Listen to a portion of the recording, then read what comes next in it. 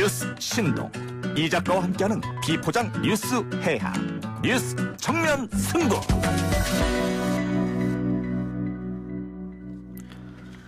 뉴스 정면 승부 4부 시작합니다. 이번엔 N번방 사건 이야기해보죠. N번방 운영자 중 한 명인 박사 조주빈에 대해서 검찰 조사가 이어지고 있는데요. N번방 사건 취재한 한겨레 김한 기자 모시고 이야기 나눠보겠습니다. 어서 오십시오. 안녕하세요.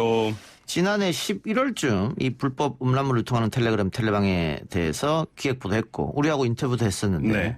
그 보도 이후에도 계속 취재를 했었던 겁니까? 네, 저희가 그 후에도 계속 기사를 써왔고요. 그 박사뿐만 아니라 그 방에 여러 이제 성착취 동영상을 유통하는 그 범죄자들이 있기 때문에 관련된 내용 확인될 때마다 기사를 썼었습니다. 예.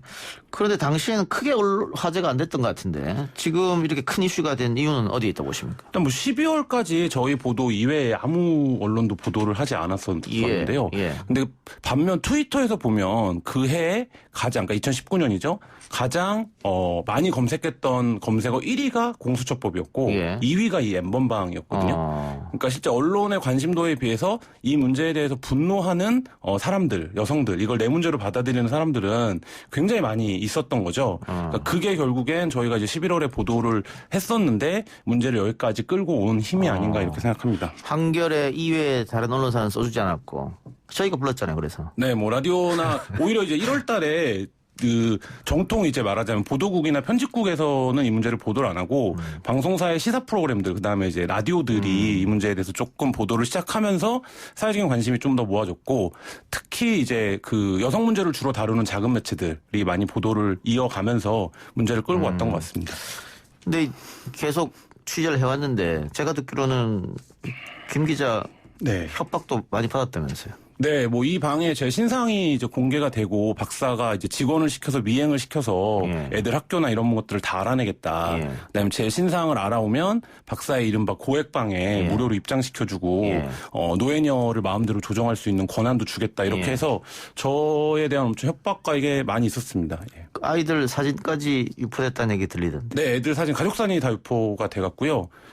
뭐 저는 이제 그때 경찰에 신변보호 요청을 하고 했었는데 사실 애들한테 이 문제를 정확하게 설명하기가 어렵잖아요. 그리고 왜 조심해야 되는지를 설명하기도 어렵고. 그래서 어쨌든 그 취재를 진행할 때 굉장히 좀 조심을 많이 했었습니다. 그 애들 학교 보내면서 굉장히 걱정했겠어요.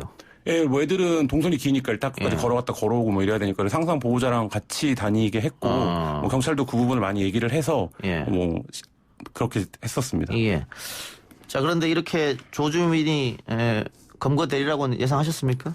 저는 처음부터 무조건 잡힐 거라고 생각을 했었는데요. 그러니까 이 문제, 그건 뭐 약간 의지 섞인 바람이기도 했는데, 저희가 이 보도의 취재를 시작하면서, 이게 우리가 보도를 하는 거에 앞서서 이 가해자들을, 범죄자들을 반드시 잡아야 된다. 이렇게 생각을 했습니다. 그래서 그게 더 우선시 된다라고 하면 그거가 더 우선이다. 잡는 게. 라고 생각을 해서, 처음부터 모든 취재 자료를 경찰이랑 이제 공유를 해왔고요.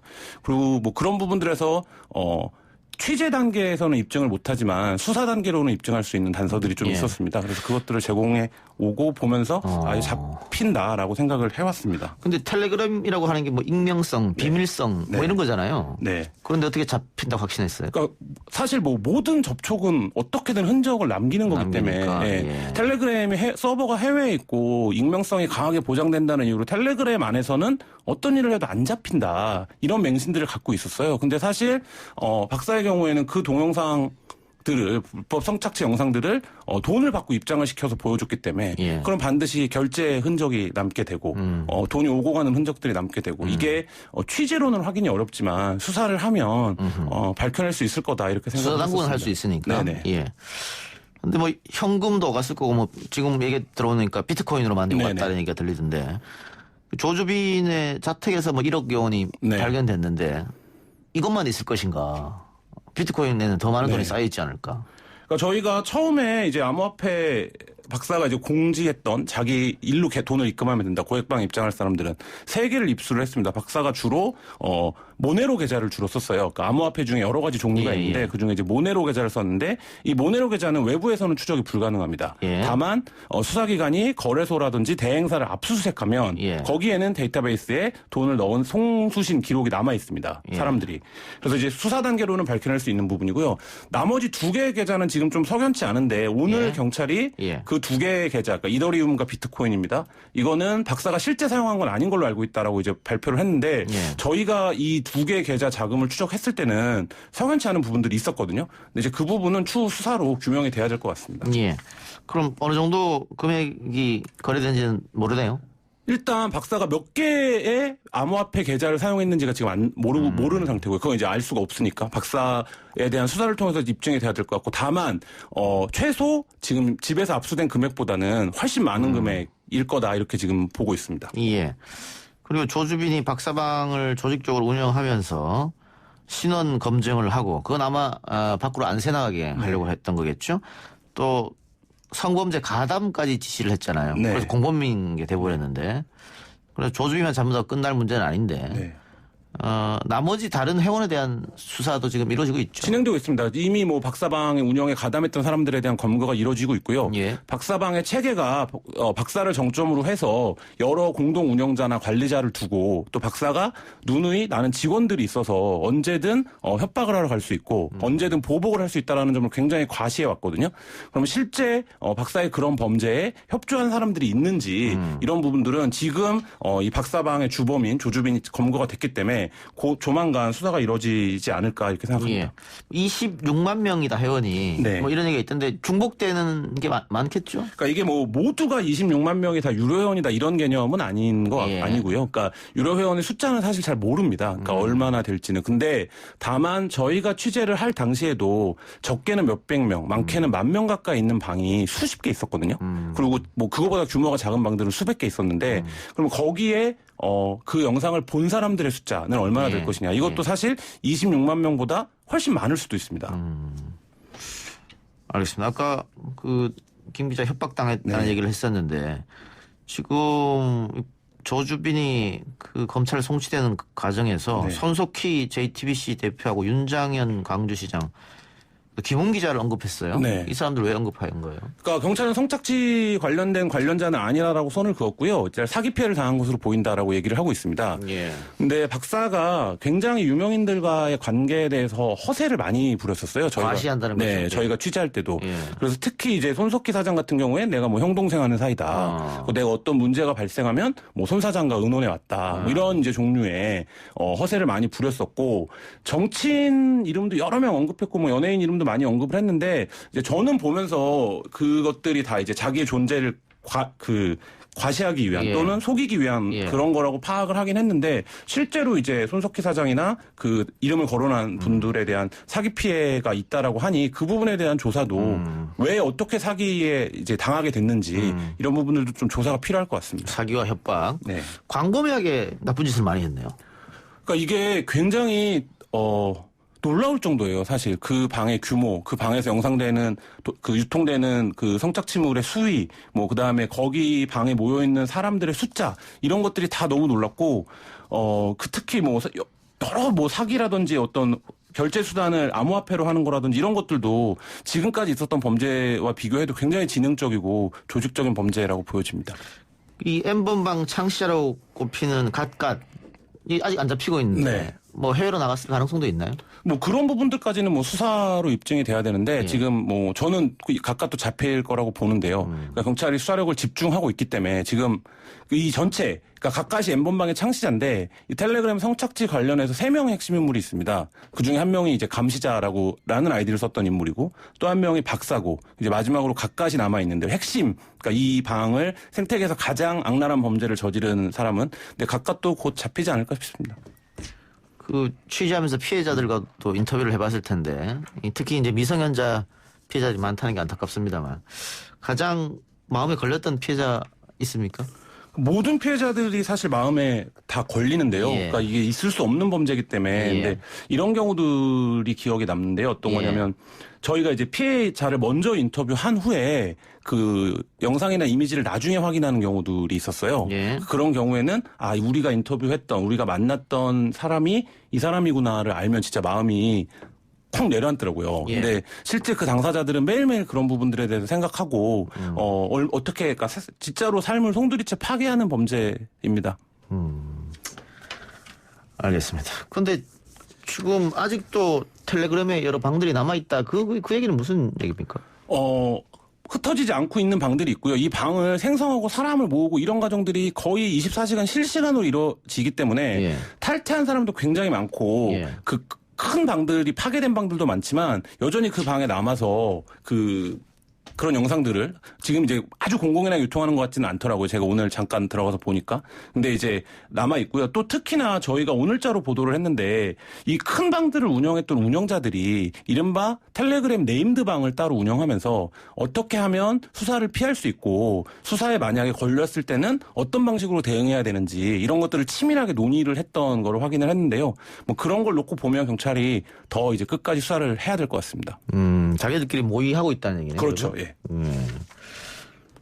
자, 그런데 좀 문제가 되는 게 이렇게 검거되고 수사가 이루어져도 양형 기준이 너무 약하다. 네. 뭐 이런 얘기가 있어요.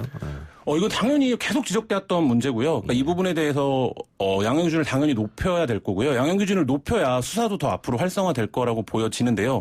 지금 대통령까지 나서서 26명 전원에 대한 수사를 공언한 상태인데 그 현행법으로 가능하냐 이런 이제 질문들이 있는데 만약에 그렇다면 그것이 가능한 법제도적 방법이 뭔지 그 예. 특별법인지 예. 뭐 이런 게 필요하다고 보여지고요.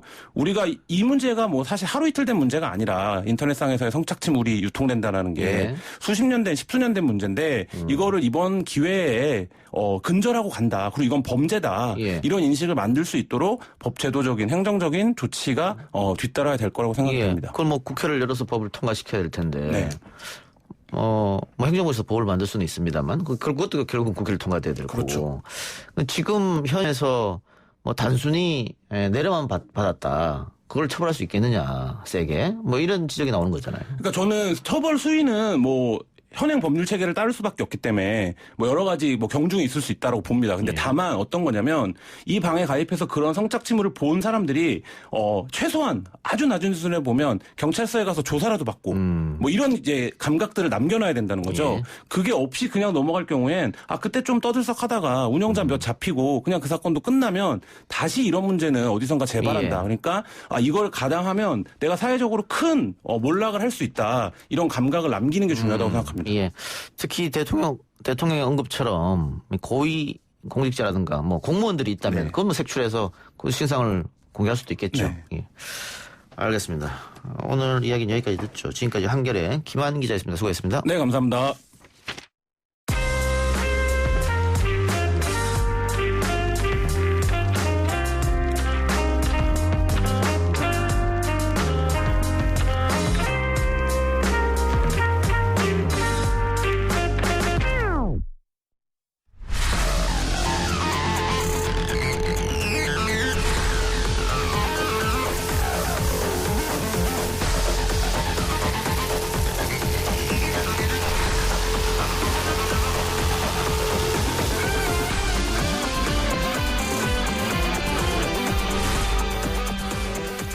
이번에는 한 주간 포털 사이트 뉴스에서 가장 이슈가 되었던 뉴스들을 살펴보고 빅데이터 관점에서 분석해보는 총선 빅데이터 시간입니다. 비플라이 소프트 미디어 빅데이터 연구소 소장 이경락 박사 나왔습니다. 어서 오십시오. 예, 안녕하십니까.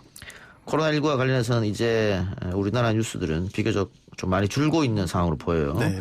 그런데 다른 나라들에서는 지금 급속히 확산되고 있기 때문에 네. 뉴스로 많이 나오는데 미국 상황이 계속 안 좋아지고 있고 우리 경제에도 불안한 신호가 그것 때문에 오고 있습니다. 네. 이번 주에 주요 키워드 이슈는 어떤 게 있었습니까? 네, 아무래도 이제 포털에서 많이 본 뉴스들, 거기서 등장한 어휘들을 보면 아직도 이제 코로나가 많은데 방금 이제 말씀하신 대로 이제 그 외국 사례들이 많습니다. 그래서 코로나가 다른 어휘들보다 이제 1위지만 2위보다 2배 정도 많은데, 외국에 미국이나 뭐 이탈리아의 급격한 확진자 확산, 뭐 사망자 증가 이런 얘기 있었고, 그리고 일본에서 이제 결국 올림픽 연기된 거 이런 것들도 이제 코로나 여파니까 이런 것들이 어휘가 있었습니다. 이외에도 이제 정치 분야에서 비례대표와 관련된 키워드들이 많았고 가장 뜨거운 이슈로 이제 급부상한 것이 바로 이제 방금 전에도 다뤘던 텔레그램이라는 어휘가 있었고요. 예, 그래서 이제 이를 통해서 이제 선정한 주요 이슈들이 있는데 다음과 같습니다. 먼저 첫 번째는 전 세계적인 코로나19 확산과 그로 인한 피해, 그리고 그 다음으로 거대 양당의 위성정당 논란과 비례대표 선출, 그리고 텔레그램 엠번방 범인 조주빈의 검거 및 신상 공개, 그리고 네 번째로 교회의 집단 예배 방침과 시민 지자체 갈등, 그리고 다섯 번째가 일본의 올림픽 연기 이런 것들이 있었는데요. 이 중에서 그래서 오늘은 뭐 각 당 대표의 그 비례대표와 관련된 뭐 논란 혹은 오늘 방금 전에 이제 최종 후보자 등록이 됐으니까 그 선거 기호 뭐 이런 것들에 관련된 이야기를 해보도록 하겠습니다. 예. 자, 뭐 지역구 기호는 민주당이 1번, 미래통합당이 2번, 민생당이 3번, 미래한국당이 4번, 더불어시민당이 5번, 정의당이 6번 뭐 이렇게 되겠죠. 네네. 국회의원을 얼마나 많이 갖고 있느냐 그 숫자대로. 네네. 비례 후보는 어떻게 결정됐습니까? 네, 워낙 정당들이 자당의 의원이 막 우리 굉장히 많아서 좀 그래서 빌려줘도 된다 이렇게 생각했는지 모르겠지만 그 위성 정당에 막 빌려줬습니다. 예. 흔히들 이제 의원 꿔주기다 이렇게 얘기를 예. 했는데 어떻게 보면은 정당 투표용지의 윗부분에 비례정당이 이름에 오르게 하려고 뭐 그런 것들도 보였었고요. 예. 근데 요게 그 관련해서 생각보다 좀 복잡했습니다. 예. 그러니까 요거를 설명드리기 위해서는 진짜 일단은 그 정당에게 부여되는 기호 그리고 비례대표 투표용지의 그 배치 이런 것들을 생각해 봐야 되는데요. 네. 일단 대부분의 청취자분들도 이제 정당의 기호는 대충 어떻게 부여된다 이렇게 아실 겁니다. 이제 가장 중요한 게 의석수거든요. 그래서 의석이 많은 순서대로 부여를 받기 때문에 더불어민주당이 1번, 그리고 통합당이 2번, 민생당 3번 이런 식으로 이제 받게 된 거고요. 근데 이제 비례대표 투표용지 순서도 원래대로 하면 이제 지금 기호가 원래 그 순서대로 거의 이렇게 배치가 될 것인데 근데 이번에 1당인 더불어민주당과 2당인 미래통합당에서 비례대표 후보를 안 냈거든요. 그렇게 예. 되면서 이제 어떻게 이 배치가 될 것인가에 대한 꼼수들이 계속 나타났습니다. 예. 그래서 일단 비례대표가 이제 그 민생당이 비례대표 투표용지에서 가장 상위에 이제 오르게 되었는데 민생당이? 네, 예. 그렇죠. 그러니까 이게 말씀드린 대로 아까 꼼수들이 계속 이어진 가운데 이렇게 오게 된 것입니다. 그러니까 아무래도 미래통합당 입장에서는 생각하기에 우리가 기호가 2번이니까 비례명단 투표에서도 두 번째로 가면 이렇게 딱 설명하기도 좋고 딱딱 좋겠다 이렇게 생각해서 이렇게 많이 꺼졌는데 그래서 어젯밤 이제 의원총회를 열고서 7명의 의원을 제명 처리를 했습니다. 그러니까 절로 가라 이런 예. 식으로. 그래서 미래한국당으로 가서 총 17명의 의원이 미래한국당으로 갔고요. 그래서 이제 안정적으로 어떻게 보면 두 번째 자리를 획득을 했습니다. 그러니까 민생당이 첫 번째 자리, 그러니까 미래한국당이 두 번째 자리가 됐죠. 그리고 그리고 여기서 그 전에 이제 오늘까지 이제 17명이 와긴 했지만 이제 3명을 더 주나 마느냐, 더 꺼주냐 마냐 이런 가능성도 있었습니다. 왜냐하면은 이제 6시 마감은 17명 됐지만 현역 의원 20명을 확보할 경우에는 교섭단체 지위를 얻어서 선거보조금 50억 이상을 추가로 받을 수 있거든요. 그러니까 3명을 더 보내서 이거를 50억을 예. 받을까 말까 해서 이런 것들이 최종까지 이제 그런 것들을 지켜보는 그런 것들이 있었는데 추가로 올려간 것들은 아니고요. 그리고 또 여기서 또 변수가 생겼던 것들이 민생당의 김광수 의원이 탈당을 하면서 민생당 역시 20석으로 떨어졌었거든요. 예. 근데 이게 어떻게 되냐면 민생당이 20석이고 만약에 그거 미래한국당이 20석이 돼버리면 미래한국당이 또 맨 위에 올라가요. 예. 그러면 두 번째 기호 2번 두 번째랑 이거 좀 안 맞을 수도 있고 뭐 그런 것들 혹은 또 그 선거 보조금 때문에 첫 번째로 그러니까 그 원내 구성했다 뭐 이런 식으로 또 비판도 있기 때문에 그런 것들 때문에 아마 좀 꺼려서 아마 그런 뭐 추가적인 의원 꺼주기 이런 것은 없었던 걸로 그런 것 같습니다. 예. 정리해보면 미래통합당 같은 경우에는 지역구는 기호 2번을 배정받았으니까. 네네. 비례 후보 두 번째 칸을 얻게 네네. 되면 여기도 2번 저기도 두 네, 번째 칸. 이게 딱 그렇게, 맞아 떨어지니까 예, 그렇죠. 선거가 좀 쉽지 않겠느냐. 네, 메시지를 주기가 예. 유권자들한테 주기가 좀 용이하죠. 그런데 제일 위로 올라가게 되면 또 50억이라는 돈을 받을 수가 있으니까. 네네. 네. 그것 때문에 고민했었군요. 네네 했었죠. 네. 결국은 이제 두 번째 칸으로 가는 걸로. 네네 두 번째 칸으로 가게 했습니다. 민주당은 어떻습니까? 네. 더불어민주당 같은 경우에는 25일에 그러니까 7명 정도 우리 이동할 것이라고 이미 밝힌 바가 있습니다. 그래서 지역구 의원 중에는 이종걸 의원 등 4명이 가고 비례의원 중에서는 이제 제일 마지막에 국회에 아무튼 입성을 했었던 정은혜 의원 등 3명이 이제 시민당으로 당적을 옮겼습니다. 그래서 7명이니까 그러니까 만약에 이제 청취자분들 의원 수니까 어차피 7명이었으니까 6명인 정의당보다는 많네. 그래서 그러니까 앞서기 때문에 더 위에 위치할 것이다. 이렇게 생각하실 수가 있거든요. 근데 오늘 결정 난 상황 이따 말씀드릴 텐데 그게 아니었으면 오히려 7명이더라도 정의당보다 밑에 있습니다. 왜 그러냐면 왜 그렇게 될 수 있었습니다. 왜 그러냐면 우리나라 공직선거법 150조를 보게 되면 5명 이상의 지역구 의원을 가진 정당이나 직전 대통령 선거나 비례대표 의원 선거 등에서 3% 이상을 득표한 정당에게 전국적으로 통일 기호를 우선해서 부여한다. 그러니까 일종의 통일 기호라는 일제 블록이 형성이 되는 거거든요. 그러니까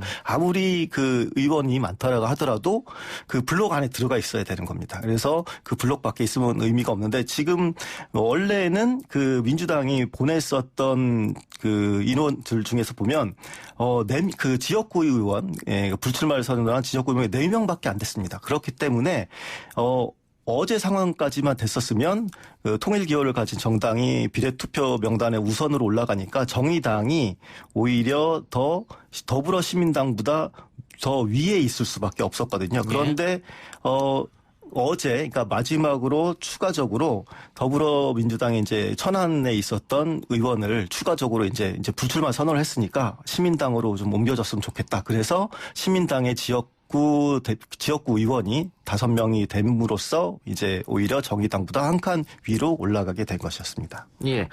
정리하면 비례대표 후보 칸은 제일 위에가 민생당, 두 번째가 미래한국당, 네네. 세 번째가 더불어시민당, 네네.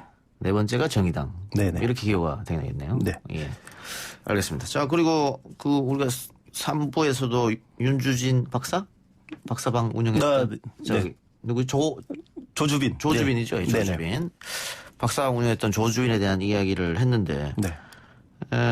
역시 이 M번방 텔레그램 박사 조주빈 이런 이야기들이 네. 핫 이슈로 키워드로 많이 올라왔겠네요. 네, 그런 키워드가 굉장히 많이 나왔습니다. 방금 앞에서도 이제 김한 기자가 이제 얘기를 했었지만 실제 피해를 당하기도 했었고 워낙 관심도 많았는데 이와 관련해서 이제 정치권 이슈들도 조금 있었습니다. 예를 들어서 정치권 같은 경우에 이제 사실 아까도 지적을 하셨지만 왜 이번에 오히려 이제 더 그 조사가 더 딱 밀접하게 이루어지고 처벌이나 이런 얘기들이 많이 나오나 봤을 때 그 이쪽 댓글이나 이런 내용들을 보게 되면 아무래도 이게 총선이기 때문이다라는 얘기들, 총선 분위기에서 어쨌든 이것들을 제대로 처리해야만 이제 좀 아무래도 그 정부에 유리한 분위기가 있으니까 이런 지적들도 있었고 그리고 또 일부에서는 그런 내용들도 있습니다. 예를 들어서 이게 사실은 굉장히 여성들의 피해들이 딱 뚜렷하게 있는 건데 이 관점을 약간 다르게 해석을 해서 이제 그 미래한국당 그러니까 미래통합당 쪽에서 이제 한 의원이 이제 얘기한 건데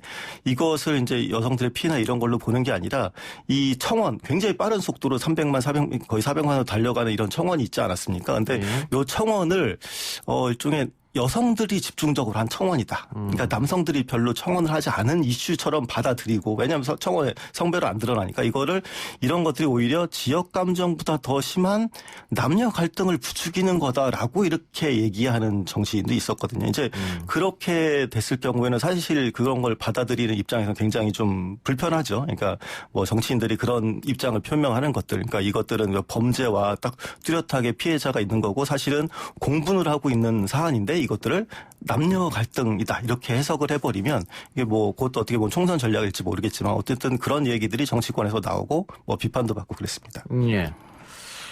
그래서 이게 남녀 갈등으로 몰고 갈 문제는 아닌 것 같은데. 네네, 그렇죠. 네, 이건 왜냐하면 범죄 행위 아니겠습니까? 네, 그렇고 이제 너무나 이제 뚜렷한 피해자들이 있는 상황이고, 이게 사실은 어떻게 보면 남녀 갈등이 지금 청원 자체를 남녀 갈등으로 몰아는 거 가는 것 자체가 일종의 물타기처럼 여겨지는 분들도 그런 분위기도 있어서 굉장히 그 발언이 이제 비판을 받고 있습니다. 그래서 이게 사실 총선 관련해서 이 발언들이나 이런 것들이 한 번에 그치면 상관없는데 계속 이어질 경우에는 여성 유권자들의 표심도 확실히 더 움직일 수도 있고 그런 것들을 감안했을 때 여기서 어떤 식의 포지션, 그러니까 이 해당 사안에 대해서 어떤 관점을 갖느냐가 사실 또 표심을 가를 수 있는 요소가 되기도 합니다. 예.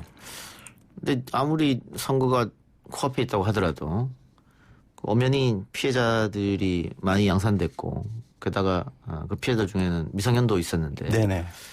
이것을 남녀 갈등으로 몰고 갔다라고 하는 것은 언뜻 이해가지 않는 네네. 그런 행동인 것 같고 인터넷에서는 이 사건이 벌써 꽤 오래전에 나왔고 네네. 경찰 수사도 그 전에 들어갔는데 네네. 왜 지금 터졌느냐? 네네. 다양한 사건들 네네. 예를 들면은 검찰총장의 장모 사건이라든지 네네. 그걸 덮으려고 그런 음모론까지 나오고 있더라고요. 예, 근데 그 음모론까지 나오는 뭐 그런 것도 있지만 사실은 좀 그것에 비해서 오히려 이 사건이 가지고 있는 무게감이 또 훨씬 큰 면이 있고 그리고 제가 혹시나 이게 이런 것들에 대해서 네티즌들 왜냐하면 저희가 이 시간에도 많이 얘기했지만 네이버랑 다음이랑 정치적 성향이 다르니까 혹시나 이분들의 댓글을 보면 이 사건에 대해서도 혹시 다르지 않을까라고 이제 한번 댓글을 한번 조사를 해서 이제 통계를 내본 적이 있는데 사실 보게 되면 사실 똑같습니다. 그러니까 사회면 댓글은 되게 비슷하다고 보시면 되는데 네이버에 있는 행위자들이랑 다음에 있는 분들이 모두 다 분노를 하고 있습니다. 이 사건에 대해서? 네, 이들 공히 분노를 하고 있었습니다. 알겠습니다. 오늘 말씀 고맙습니다. 예, 감사합니다.